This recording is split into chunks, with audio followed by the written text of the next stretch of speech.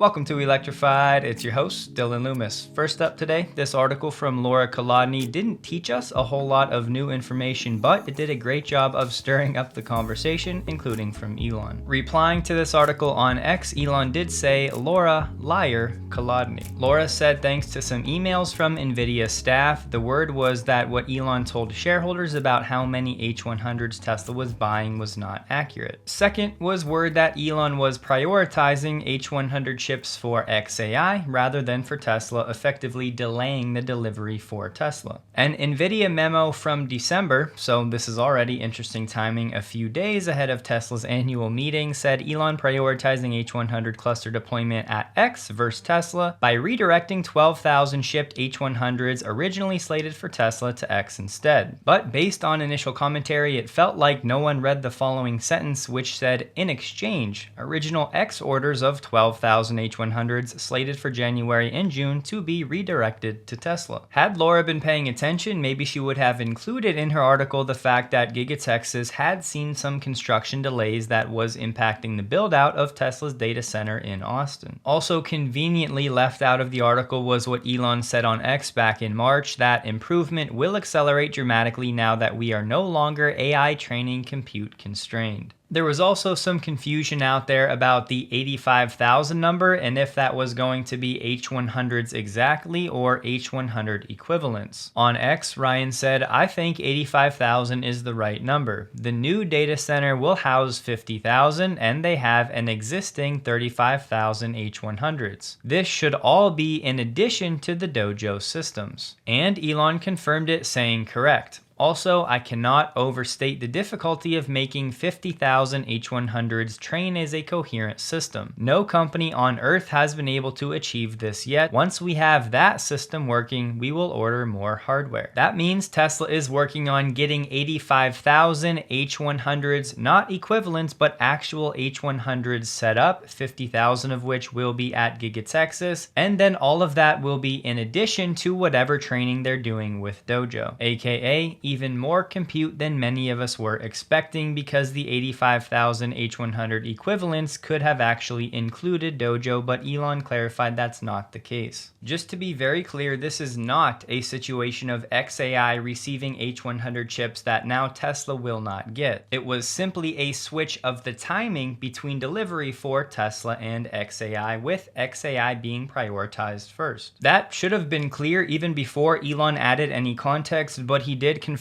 Tesla had no place to send the NVIDIA chips to turn them on, so they would have just sat in a warehouse. The south extension of Giga Texas is almost complete. This will house 50,000 H100s for FSD training, aka Tesla was simply not ready for that specific shipment of 12,000 H100s. Then the second point in the article, talking about Elon's public comments about Tesla's AI spend not really lining up with NVIDIA internal memos. Here's what Elon said. Of the roughly $10 billion in AI-related expenditures I said Tesla would make this year, about half is internal, primarily the Tesla-designed AI inference computer, which is hardware 4, and sensors present in all of our cars, plus Dojo. So for 2024, that's about $5 billion in spend for hardware 4, sensors, and Dojo. We did not get a further breakdown of that group. Elon said for building the AI training superclusters, NVIDIA hardware is about 2/3 of the cost. My current best guess for NVIDIA purchases by Tesla are $3 to $4 billion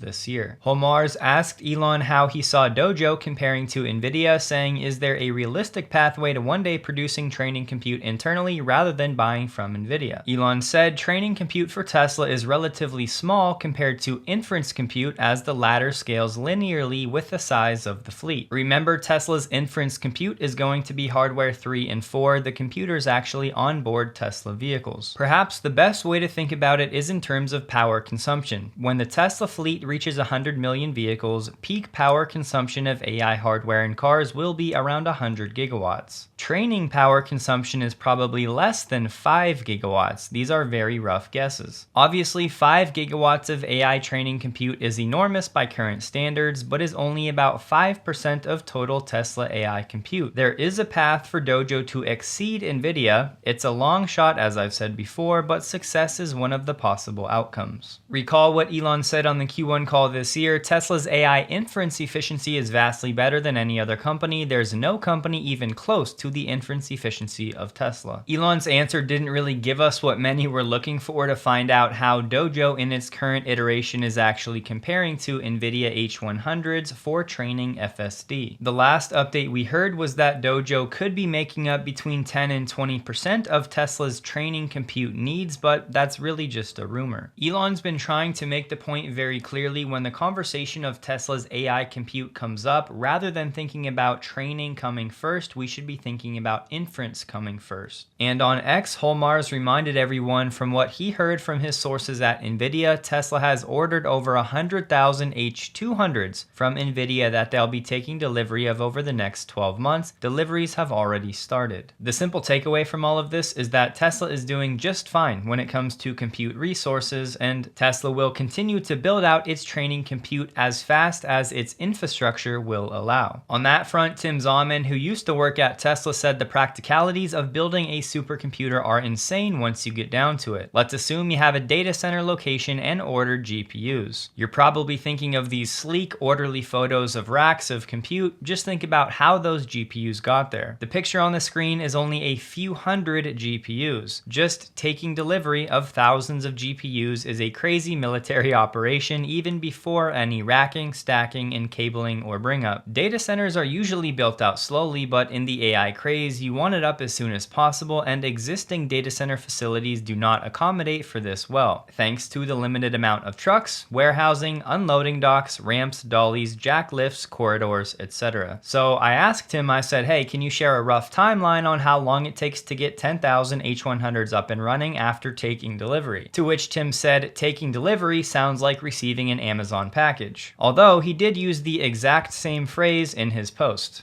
I digress. Tim continued, for taking delivery, calculate back for 10,000 GPUs, GPUs in a server, servers in a box, boxes in a truck, amount of trucks, amount of loading docks, and the time it takes to unload a truck. To which I said, fair enough, but I think you know I meant from the time everything arrives on site to the time the equipment is actually set up, hooked up, turned on, and training data. That was my actual question, which didn't really get answered, but I suppose something is better than nothing. So no, Elon is not out to sabotage Tesla in favor of XAI. It's just that sometimes things happen and timelines change, and this is one of those situations.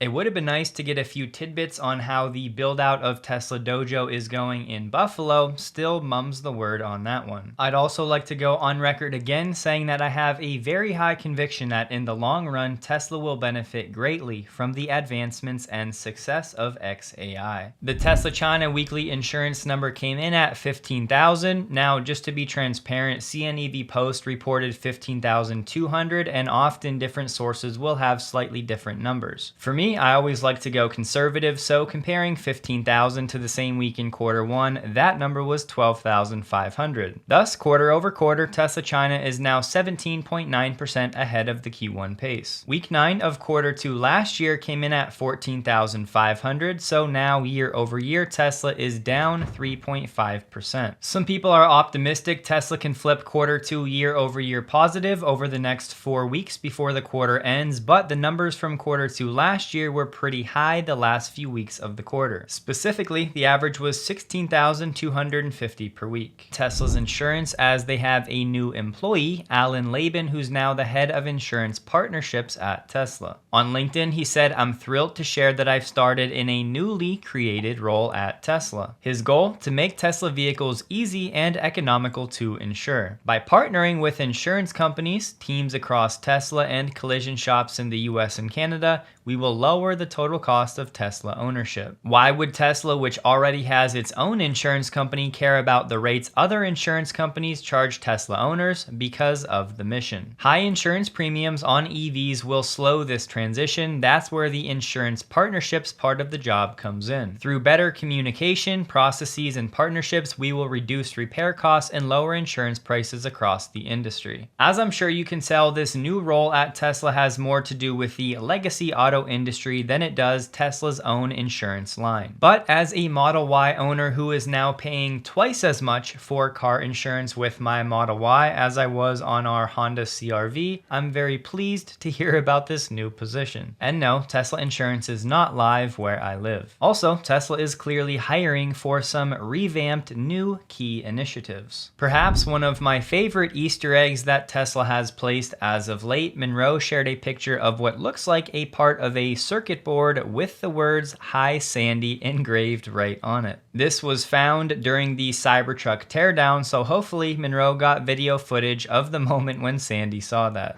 That grand opening happening today, but we've learned that products have been shipped out of this Durham facility since December of last year. So this is the company's first North America facility, so any product shipping around the country coming out of Durham. With Kempower celebrating this grand opening in North Carolina, the governor said they know we're leading the EV supply chain with more and more battery chips and parts suppliers coming to North Carolina. The governor said the EV goals they already set have been met, so they're now setting new ones. A quick tip of the cap to Kempower and North Carolina. The CEO of Hyundai North America said we continue seeing great success in our eco-friendly lineup with an overall 50% increase year over year. Both EVs and hybrids continue to gain popularity. More importantly, he said there's a lot of negativity in the marketplace right now regarding EVs, which I find really amazing. EVs have been with us for quite a long time and they are not going away. EVs are the future. It's not a question of if, but a question of when. And so from a strategic perspective, we're really focused and dedicated to promoting EVs. A statement I found to be very refreshing given how many CEOs as of late have been talking about pulling back from EVs. Reuters is saying Tesla will stop production at Giga Berlin for 5 days in June to improve processes in the factory. They did, however, talk to a Tesla spokesperson who confirmed the dates, and it's actually 5 days that are non-consecutive, starting on June 7th and then wrapping up on June 28th.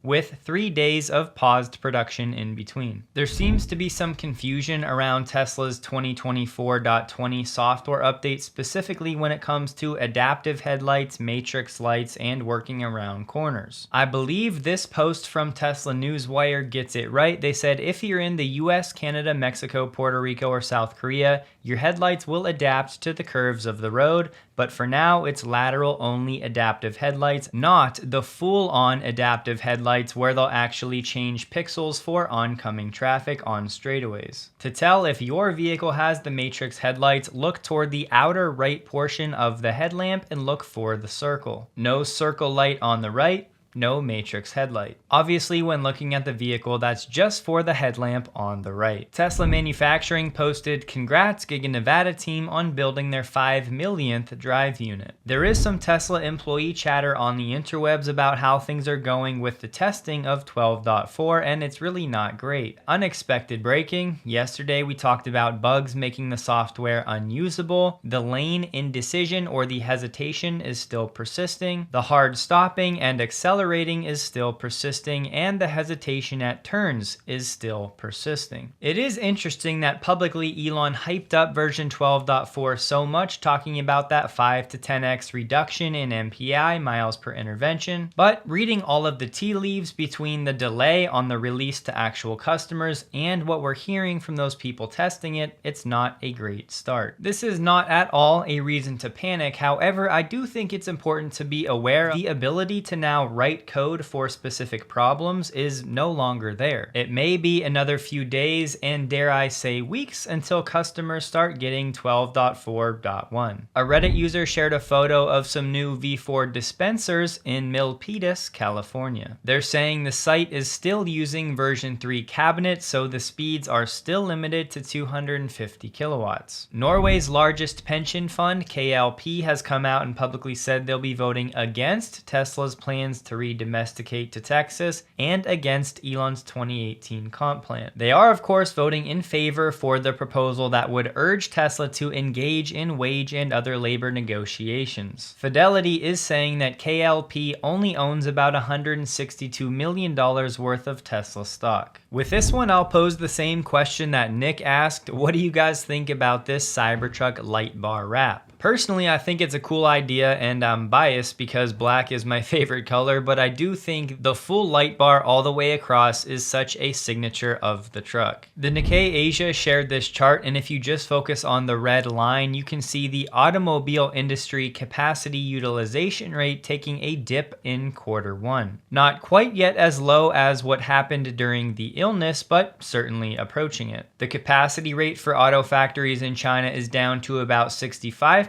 and they typically try to keep the benchmark around 75%. They also pointed out the capacity utilization rate for NEVs in 2023 was only around 47.5%. That data would be slightly skewed given how many new NEV companies have been cropping up in the Chinese market. It's a trend to watch because if those rates drop even further, then the push from China to export to the rest of the world to find some new demand will be even stronger. Mary Barra gave a new interview, and talking about EVs, she said, "I wouldn't say we're recommitting, but as we make this transformation, it's going to happen over decades. And that's why I could not be more proud of our gas-powered fleet as well." We've already known that GM's all-electric future was going to be delayed from some initial statements they made years ago, but in the same interview, she also said, "We will be just committed because we think in the long term EVs are better. I think over the long term, when we have a very robust charging infrastructure, people are going to choose EVs because they're better." And look, it may not seem like much, but I think the more that GM loyal customers and fans hear their leader make statements like that, the sooner more of them will actually consider buying an EV. In Europe, the all-electric Explorer has officially begun production and is on its way to customers in Europe. Ford has been pretty clear that this vehicle has been designed specifically for Europe, so no plans to bring it to the US. In case you see the article out there talking about a Ford patent where they actually talk about a series of electrically connected modules that could be disconnected